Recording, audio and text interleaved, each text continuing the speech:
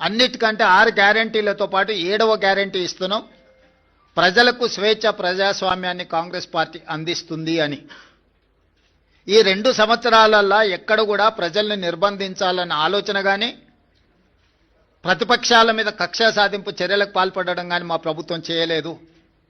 ఈ ఎన్నికల్లో కూడా మీరు చూసినారు, స్వేచ్ఛగా ప్రజలు ఎవరికి నచ్చిన రాజకీయ పార్టీ మద్దతుతో వాళ్ళు ఎన్నికల్లో పోటీ చేయడమే కాకుండా ప్రజల దగ్గరికి వెళ్ళి వాళ్ళు ఓటు అడిగి ప్రజా తీర్పును కోరినరు. ప్రజలకు కూడా స్వేచ్ఛగా తీర్పునిచ్చే అవకాశాన్ని మా యంత్రాంగము, ప్రభుత్వము, పార్టీ అన్ని రకాలుగా ప్రజాస్వామ్యబద్ధంగా ఈ ఎన్నికలు నిర్వహించినాం. మొట్టమొదటిసారి తెలంగాణ రాష్ట్రం వచ్చిన తర్వాత ప్రజలకు ఒక స్వేచ్ఛాయుతమైన వాతావరణంలో ప్రజాస్వామికబద్ధంగా ఎన్నికలను నిర్వహించడం జరిగింది.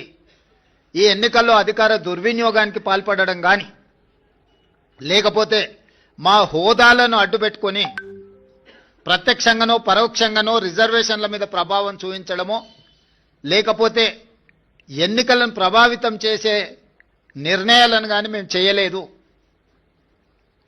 అందుకే తెలంగాణ రాష్ట్రంలో మేము ఇచ్చిన 7వ గ్యారెంటీని కూడా ఈరోజు అమలు చేసి చూపించినాము.